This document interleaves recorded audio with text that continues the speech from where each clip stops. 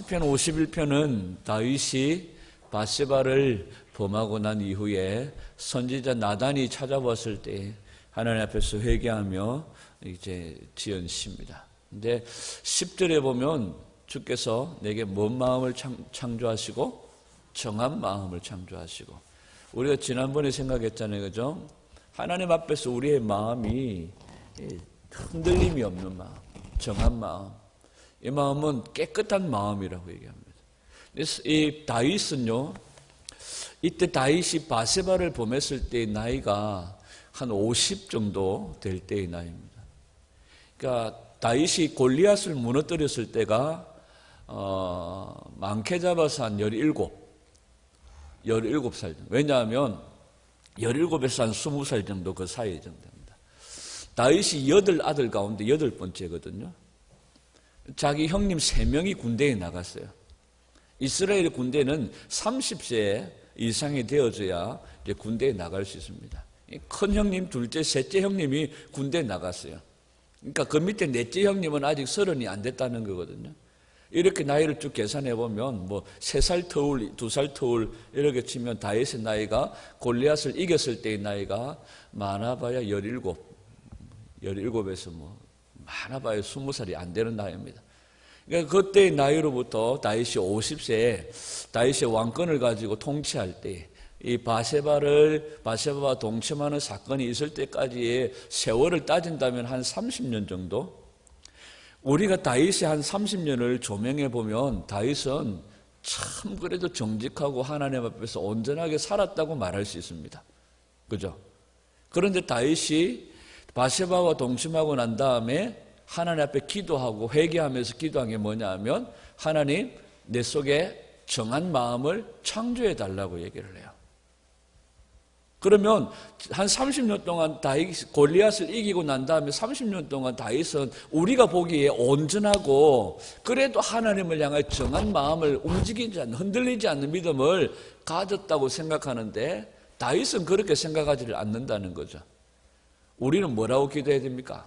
하나님, 내가 하나님 앞에서 온전하게 산다고 살았는데 그냥 눈이 획 돌아가지고 그냥 밧세바하고 그냥 내가 하나님 내 마음을 어떻게 해달라고 기도해야 됩니까?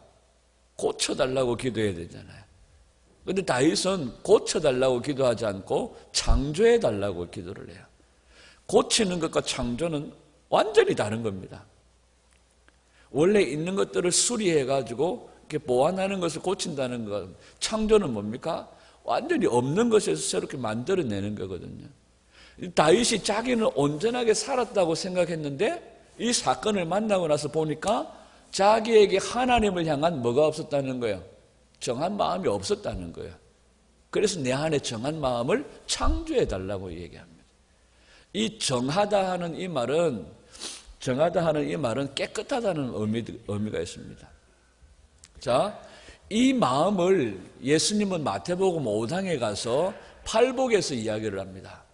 마음이 청결한 자는 하나님을 볼 것이며, 이렇게 얘기합니다. 그러니까 다윗이 오늘 기도했던 이 정한 마음은 하나님을 향한 깨끗한 마음, 온전한 마음, 이 마음은 하나님을 보게 하는데, 다윗이 이 사건을 만나고 나니까 자기 속에 있었던 게 아니라 없었다는 고백을 하는 거예요. 그래서 하나님, 내 안에 정한 마음을 창조해 주십시오. 마음이 청결한 마음, 깨끗한 마음. 왜 다윗에게 이 마음이 없었을까요?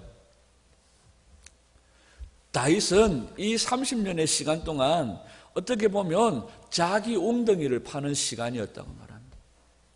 이스라엘이 범죄한 이유가 뭡니까? 예레미야서에 보면 이스라엘이 범죄에 버림받은 이유가 뭡니까? 생명의 근원 되시는 주님을 버리고 스스로 웅덩이를 판 거예요. 여러분, 우리가 이 세상에서 예수 믿은 것 때문에 복 받았어요. 예수 믿어서 우리가 복 받았어요. 잘 됐어요. 하나님 앞에서, 사람들 앞에서 공공연하게 얘기합니다. 그 결과 우리가 스스로 어떻게 보면 스스로 웅덩이를 파고 자기 웅덩이를 파는 그런 삶을 살 때가 있다는 거죠. 자기 웅덩이를 파다 보니까 그 웅덩이에 갇혀진 물은 생명수가 아니에요. 독수가 되어지는 거예요. 여러분, 우리가 어떻게 보면 이 믿음이라는 이 하나님 안에 있다는 이 생각 속에서 우리가 때로는 자기 속에 정한 마음이 없고 스스로 웅덩이를 파는 그런 순수하고 온전하지 못한 오히려 생명수가 아니라 독수를 가두어 놓은 그런 구덩이를 파고 있을 때가 있다는 거죠. 여러분, 우리가 마음과 정성을 다하여 우리가 일터나 가정이나 교회 안에서 정말로 하나님 앞에서 우리 웅덩이를 파는 것이 아니라 생명수를 흘러보내는 생수의 근원 되시는 주님으로 채워지는 은혜가 있기를 간절히 소원합니다. 마음이 청결한 자가 되어야 돼요. 청결한 마음. 디도스 1장 15절 말씀인데요. 디도스 1장 15절. 깨끗한 자들에게는 모든 것이 깨끗하나 더럽고 믿지 아니하는 자들에게는 아무것도 깨끗한 것이 없고 오직 그들의 마음과 양심이 더러운지라, 이렇게 얘기를 합니다. 여러분, 우리의 마음과 양심이 정말로 깨끗한지 우리 자신들이 돌아봐야 돼요. 마음이 청결한 자가 주님을 보는 줄 믿습니다. 주님 앞에 설 자가 누굽니까? 우리가 그 시편에 보면 주의 성산에 오를 자가 누굽니까 하면서 거기에 보면 마음이 깨끗하고 청결한 자, 손이 더럽혀지지 않은 깨끗한 양심을 가진 자라고 얘기를 해요.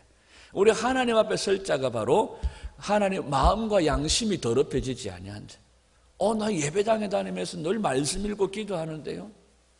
근데 자기 목적과 자기 성공을 위해서 나오는 자들이 아니라 온전히 주님이 이끄심을 따라서 살아가는 깨끗한 마음과 양심을 가진 사도 바울인 디모데를 보면서 디모데는 뭘 가진 자라고 말했습니까? 깨끗한 마음과 청결한 양심을 가진 자라고 인정을 했습니다. 오늘 예수님이 우리에게 요구하신 것처럼 우리가 마음이 청결한 자가 되어져야 돼요.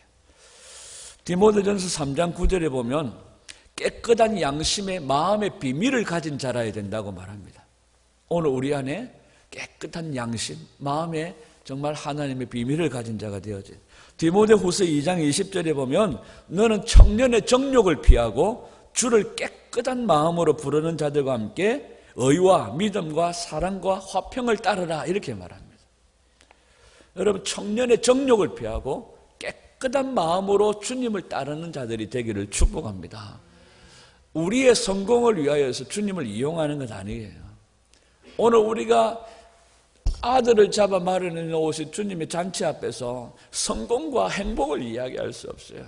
그 앞에 우리는 그냥 고개를 떨굴 수밖에 없는 거죠. 다윗이 이 바세바의 사건 때문에 아들 압살롬에게 반역을 당하여서 신발도 신지 못하고 쫓겨나가고 도망을 나가요. 이때 다윗이 생각했던 게 뭡니까? 내 안에 하나님을 향한 정결한 양심, 정결한 마음이, 청결한 마음이, 깨끗한 마음이, 정한 마음이 없었구나. 하나님께서 나를 이 왕의 자리에 올려주셨는데 마치 내가 잘 돼서 그런 것처럼 내 안에 하나님을 향한 온전함이 없었구나. 그래서 하나님, 내 속에 정한 마음을 창조하여 주십시오. 그 뒤에 나오는 말이 뭡니까? 정직한 영을 새롭게 해 주십시오. 그러니까 하나님을 향하여 견고한 마음을 주시고 이 마음이 흔들리지 않게 해달라는 거예요. 우리 안에 청결한 마음이 있기를 원합니다. 다윗의 아들 솔로몬은요, 이걸 또 다른 표현을 씁니다. 하나님께 솔로몬이 뭘 구합니까? 지혜를 구하여요. 그래서 하나님이 다른 사람들은 부귀영화를 구하는데, 은금을 구하는데 너는 이 백성들을 통치하고 잘 다스릴 수 있는 지혜를 구하냐? 네 마음이 쏙 든다, 이렇게 얘기를 해요. 근데 그걸 다른 표현에 보면 솔로몬이 구하였던 마음이 어떤 마음이에요? 듣는 마음이에요. 듣는 마음. 솔로몬이 하나님께 듣는 마음을 구해요. 하나님께. 여러분, 우리가 청결하지 않으면 주님의 음성을 들을 수가 없어요. 주님을 볼 수도 없어요. 그래서 다윗이나 솔로몬이 구하였던 것이 한 가지입니다. 하나님 앞에서 듣는 마음. 하나님께서 주시는 지혜로 살겠다는 거예요. 그리고 청결한 마음. 그 마음이 흔들리지 않고 견고하게 주님을 향하여 딱 세우고, 표대를 딱 세우고 주님을 쫓아가겠다는 거예요. 여러분, 우리가 왜 하나님의 음성이 안 들립니까? 왜 하나님의 음성이 우리의 귀에 안 들리니? 온갖 세상 것들이 더 복잡한 세상 소리들이 더 많기 때문에. 제가 지난주에 다니엘 오륜교회에서 지금 11월 1일부터 21일까지 다니엘 기도회를 하는데요. 거기 오신 강사님 가운데 에티오피아에 의료 선교사로 나가 있는 김태훈 선교사님이라는 분이 나오셔서 말씀을 전하는 거예요. 말씀을 전하는데 말씀을 전하는 이게 스피치를 많이 해보지 않은, 남들 앞에서 이렇게 해보지 않은 스타일이라서 말씀을 하는 게 이렇게 막 거미 똥구멍에 거미줄 나오듯이 술술술술 나오는 스타일은 아니에요. 이렇게 하다가 좀 어눌하기도 하고 막히기도 하고 떠듬떠듬하기도 하는데요. 이분이 서울 의대를 나왔어요. 외과 의사예요. 7개 대학에서 교수로 오라고 했는데 그걸 다 밀어버리고 하나님 음성 듣고 하나님 위해 살겠다고 에티오피아에 선교사로 나가버린 거예요. 나간 지 2년인가 3년 만에 파킨슨 병이 와버린 거예요. 외과 의사에게 파킨슨 병은 사망 선고나 마찬가지거든요. 그런데 그 순간마다 하나님이 말씀하시고 이 아들을 인도해 주시는 거예요. 그러면서 이분이 이런 얘기 하시더라고요. 우리에게 하나님의 음성이 들리지 않는 그게 더 이상하고 그게 더 무서운 거다. 처음에 자기가 하나님께서 자기에게 너 나를 위해 살아주지 않겠니? 이 한마디 말씀에 그냥 외과 의사로서 모든 성공을 다 버리고 에티오피아로 가버린 거예요. 그 다음에 3년 만에 선교사로 3년 만에 파킨슨 병이 왔을 때에 이분이 절망과 낙심 가운데 있을 때에 비가 오는 거리에서 비를 피하기 위해서 어떤 집의 처마 밑에 이렇게 서 있는데 하나님께서 그러시더래요. 비가 온다고 집으로 돌아갈 필요가 없다. 자기가 그때 선교지에서 다시 한국으로 돌아와야 되냐, 선교를 포기하고 다시 돌아와야 되냐, 자기 부모님들은 돌아오라고, 그 몸 가지고 뭘 하겠냐고 얘기한. 그때 하나님이 이 아들에게 그렇게 말씀하신 거예요. 비가 온다고 집으로 돌아갈 필요가 없단다. 이때 이 아들이 눈물을 흘리면서 주님, 나를 보내신 분도 주님이시니까 주님 알아서 쓰세요 하고 지금 선교 사역을 하고 계시는데, 제가 그분의 얘기를 들으면서 스피치나 이런 부분들은 좀 어눌하고 이래도요, 제가 집사람한테 그랬어요. 오래간만에 정말 청량감 있는, 정말로 청량감 있는 깨끗한 그런 분을 제가 보게 됐다. 그분의 메시지를 들으면서 뭔가 맑고 깨끗하다, 뭔가 이렇게 탄산음료를 마신 것처럼 뭔가 시원한 느낌이 드는 거예요. 그분의 중심들이 느껴지더라고요.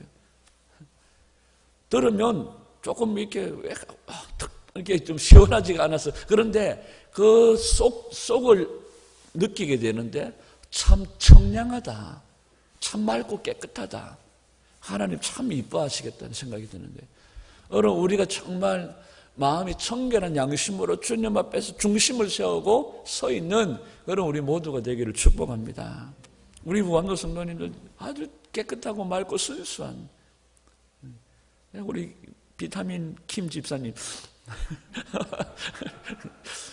영어 이름 바이타민 김이라고 하시는데, 우리가 에너지 넘치는 순수함들이 우리 가운데 더 회복되어지기를 소원해요. 우리가 자기 엉덩이를 받아보면 알게 모르게 하나님과의 온전함과 그 순결한 순수함들을 잃어버리기 시작하는 거예요. 나는 그 엉덩이를 받는데 그 안에는 생명수가 아니라 독수가 채워지는 거지. 여러분 우리가 생명수를 흘러보내는 축복의 통로들이 되기를 소원합니다. 저도 한 번씩 가다 이렇게 가만히 돌아앉아서 저 혼자 이렇게 묵상하고 있으면 내 안에 이런 마음들이 있었던 게 아니라 없을 때가 있는 거예요. 그래서 우리 안에 이 마음들이 세워지기를 원하고요. 우리 안에 독수가 아니라 생명수가 채워져서 생명수를 흘러보내는 그래야 많은 사람들이 그 물 마시고 살아나는 은혜가 있기를 간절히 소원합니다. 우리가 입술에만의 고백이 아니라 정말로 우리 보암로교회 성도들의 얼굴만 봐도 은혜가 되는 은혜가 있기를 축복해. 얼굴만 봐도 우리가 기도할 때 그러잖아요. 하나님 우리 부암로 예배당의 문지방에 주의 보혈을 발라주사 문을 열고 들어서기만 하여도 은혜가 쏟아지게 하여 주십시오. 우리 성도들 얼굴만 봐도 은혜가 쏟아지게 하여 주십시오. 생수가 흐르는, 생수의 강이 넘치는 그런 성도로서 하나님 우리 안에 하나님을 향한 정한 마음, 세상에서 어떤 소리가 들려와도 흔들리지 않는 견고한 마음으로 정말 표대이신 예수님만 보고 달려갈 수 있는 그런 저와 여러분들의 삶이 될 수 있기를 주님의 이름으로 축원합니다.